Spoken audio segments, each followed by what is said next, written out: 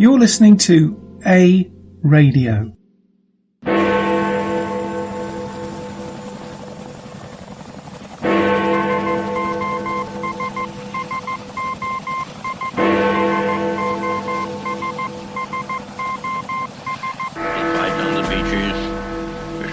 Landing ground.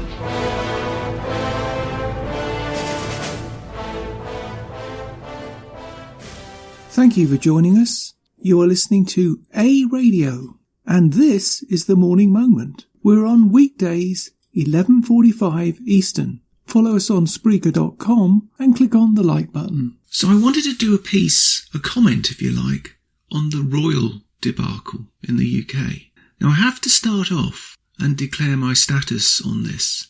It's simple. I came to Canada to remove myself as much as possible from what I think is this nonsensical garbage. I think I couldn't put it more plainly than that.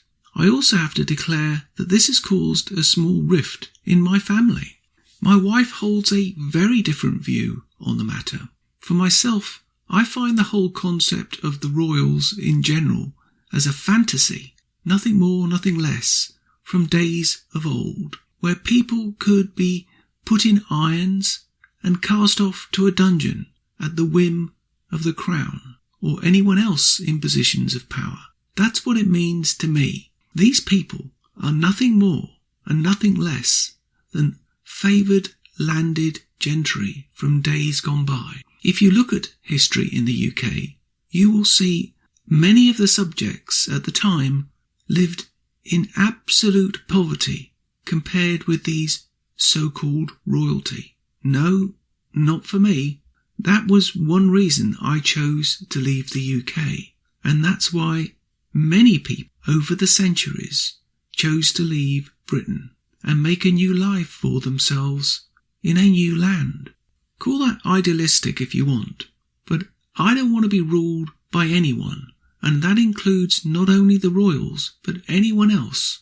The UN, Trudeau, anyone. I live in a country, Canada, that feigns freedom and freedom of speech.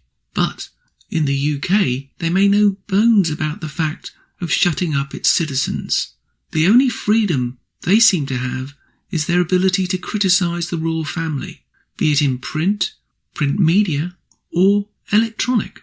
For me, millions of dollars, pounds, it matters not to me what currency you're familiar with. That money is, to my mind, better spent on more important and relevant matters. My wife, however, holds a slightly different view. She believes that the solution to their current problem to have them become the Governor-General of Canada. I don't know which one, both. I neither care or understand. Her reasoning is that it might slow down, at best, the tyrannical dictator that controls Canada, and that parts of Canada somehow elected. Again, that person is trying to crush us all and turn this into a communist state. I believe that nothing either will or would stop his non-stop determination to turn Canada into Cuba North. He is planning to bring into Canada yet another 1 million so-called immigrants from non-European countries this year alone, and another the year after, and another million a year after that, putting strains not only on our infrastructure, but also our economy. To me, this is a matter that is far more important than providing any sort of comfort for a group of individuals, to my mind, that are even more useless than lawyers, and an even worse combination than that, lawyers who become politicians. Why would Canada need such people when there are millions of Canadians out of work? Ooh, don't tell the mainstream media they think it's hunky-dory in Canada. Then they're so scared just to look along our southern border and see what a real democracy provides. But anyway, I digress. And to my American friends, some, and I emphasise the word some, who fantasise with this person and this group of people, why on earth would you want them in your country? Trust me, you're much better off watching them from afar. You don't want to actually be paying for them or even supporting them. Let them write their books and let the left-wing media in the US and other countries, these morons, suck on their royal Kool-Aid. If you want them in America, then have them in California. Good luck. But ask yourself one question in a democratic country. You claim to be open to all who want to come. So why is it that this couple can jump the line while there are millions of Brits, I know for sure, and millions of Europeans who are excluded for even applying to come to the USA?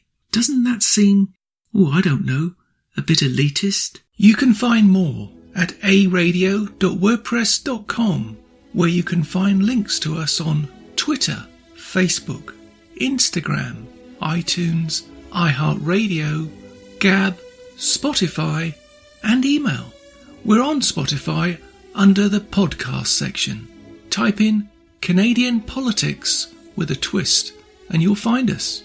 We are continuing to reach out to you, so please pass these links on to your friends. Please click on the follow button on Spreaker.com. You can listen to all our morning moments at Spreaker.com/A-Radio. EHRADIO, A-Radio. And please click on the like button. Join us Monday, Wednesday and Friday at 11:45 Eastern, and tell your friends and pass the word. We only tell the truth, not what the mainstream media want you to know.